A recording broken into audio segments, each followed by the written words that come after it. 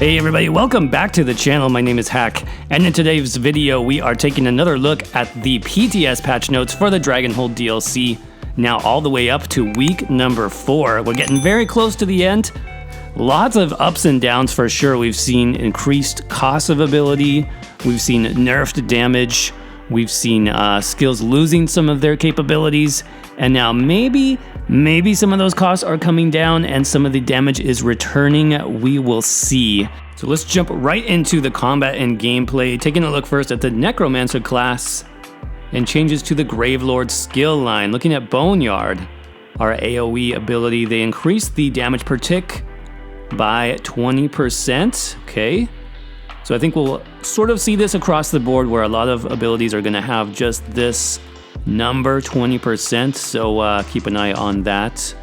Frozen Colossus, the major vulnerability from this, and its morphs now last 8 seconds after dealing any damage, rather than 3 seconds after the final smash. Okay.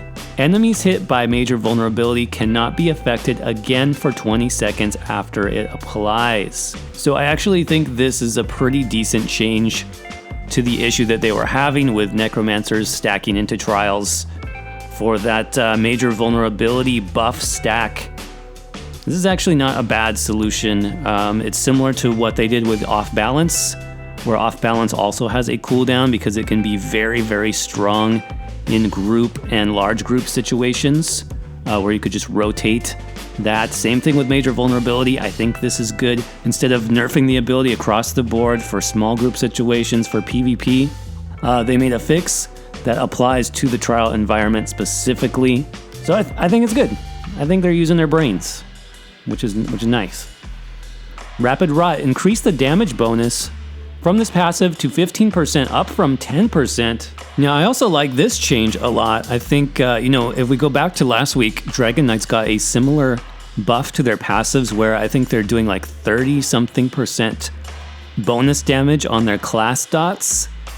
So they are, by far going to have the strongest dots. But it makes sense that Necromancers are kind of going to be, like a second option, kind of second choice when it comes to dot power, just to go along with the theme of their class. I do actually kind of like this. So reusable parts, another passive here. They increased the cost reduction all the way up to 50% from 25%. That sounds good as far as sustain goes. Shocking Siphon increased the damage per tick. So that's just gonna go along with the standardization of damage. Same thing with the Mage here, increase the damage per tick. No cost reduction though on Mage. I believe that's gonna be still pretty pricey as far as the cost of that ability. And then Bone Tyrant, Disdain Harm, increase the damage reduction for this passive up to 15%. Okay. And it's working more accurately with damage over time. So I do like those changes for Necromancer. It sounds pretty good to me. So then this goes with that. We've increased the standards of dot abilities by 20% compared to the original PTS. The overall goal, they say, is to reduce situations where running all dot abilities is the optimal way to play to get the most DPS while still ensuring those playstyles are viable and can change up the pace of combat when compared to other abilities. Okay. So, I think we need to do some math on this and try these out, but overall, it seems like they're on the right track. Jumping down now to Dragon Knight class changes. In the Ardent Flame skill line, Fiery Breath. Did I say breath or breath? Increase the damage per tick of the dot portion by 50%. Searing Heat. Fix an issue where this passive was not applying to standard. Okay. Fix the tooltip. Sounds good. Searing Strike. Increase the damage per tick by 33%. Okay. Earthen Heart. Molten Weapons. Fixed issues with a heavy attack bonus damage was not applying to attacks it previously had, such as Resto Stabs. Okay.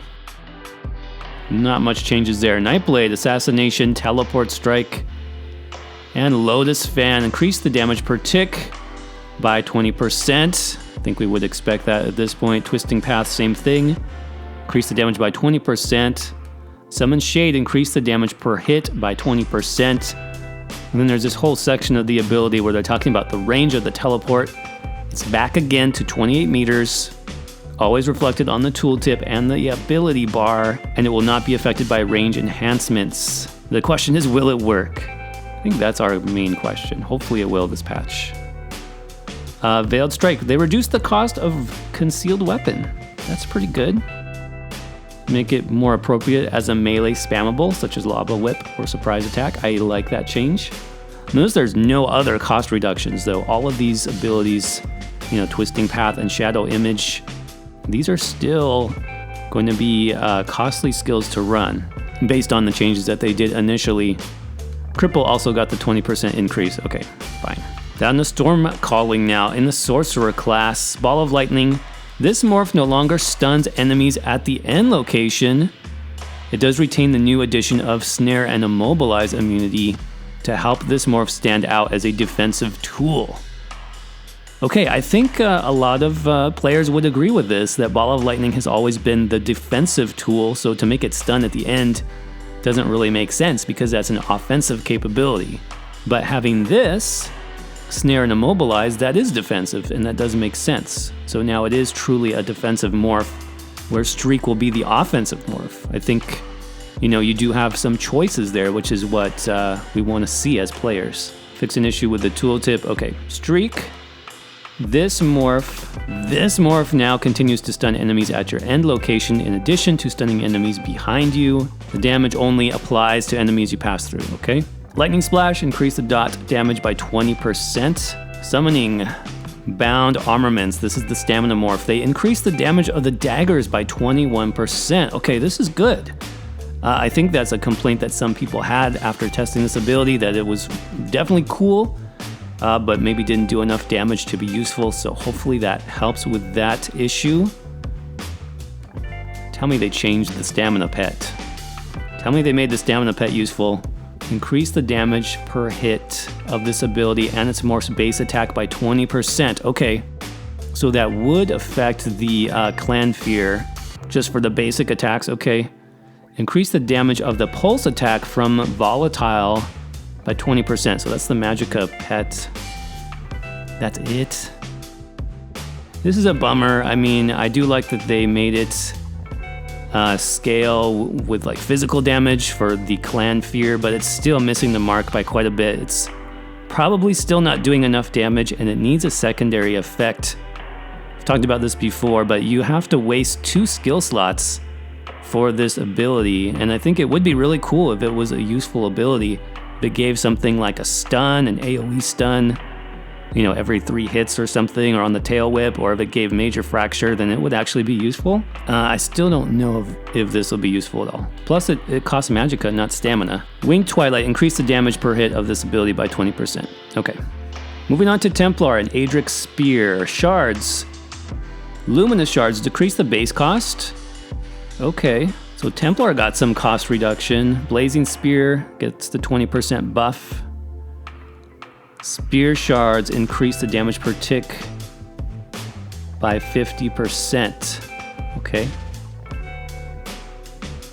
Moving on to Dawn's Wrath. Sunfire, increase the damage per tick of this one by 33%. Okay. Solar Barrage, increase the damage per tick by 22%. And then Cleansing Ritual, this morph's damage now once again deals damage equal to the healing, so they're just rolling back that change. Moving on to Warden, Animal Companion's Dive. This ability now sets targets off balance if you are 7 meters or more away rather than 12. Cutting Dive, which is the stamina morph, increase the damage of the bleed by 43% per tick. Okay, I think that might be pretty strong. Swarm also increased the damage over time by 20% on that one. Winter's Embrace, Impaling Shards.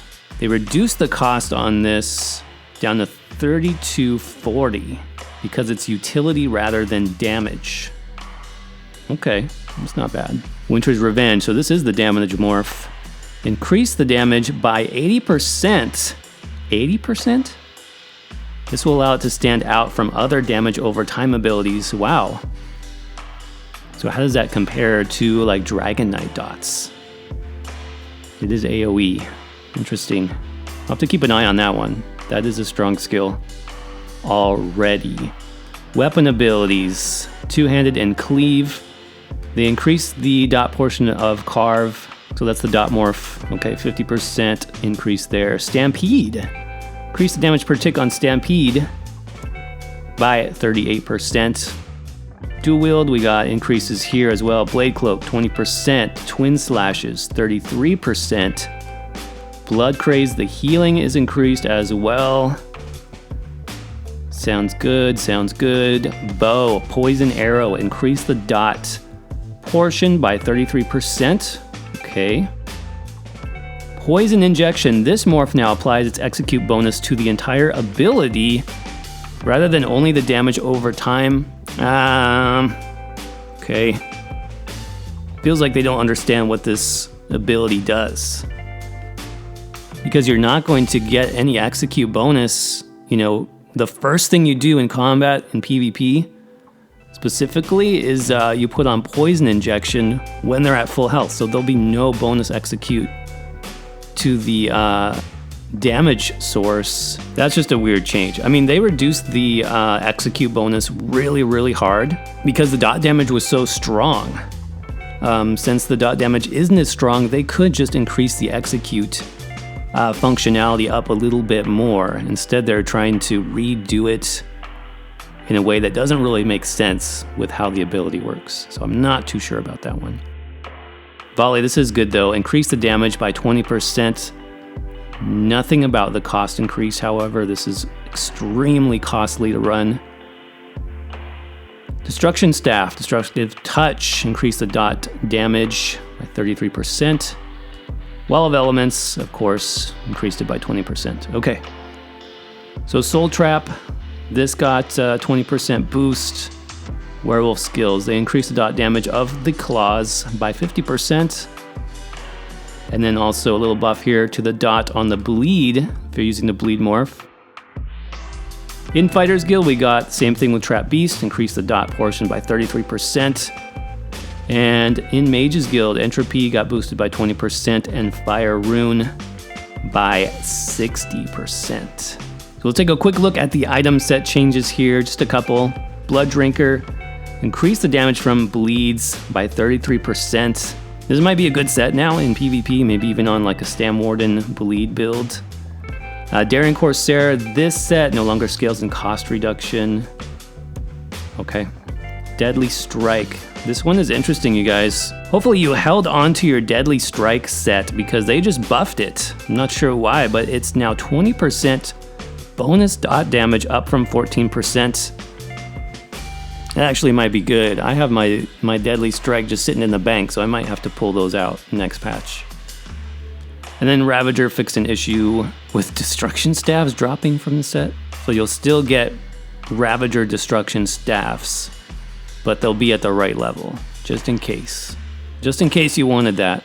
So overall, I mean, we can just generally talk about the changes. Most dots got increased either by like 20% or 30% or so. A few got a little bit more on specific dots. So is this the place where dots need to be? Let me know what you guys think in the comments section. Do you think dots are viable again, or are you still gonna drop dots completely from your build? Also, what do you think about the cost of abilities in the Dragonhold DLC? We really didn't see any cost reductions come in. A couple, maybe one or two specific abilities, but everything else is going to cost a lot more. And keep in mind, we just have one more week, so it looks like it might stay that way. So let me know what you think about that in the comments section. As always, if you enjoyed this video, don't forget to crush that like button. It really does help support the channel. As always, thank you so much for watching. I hope you have a great day, and I'll see you around in the next video.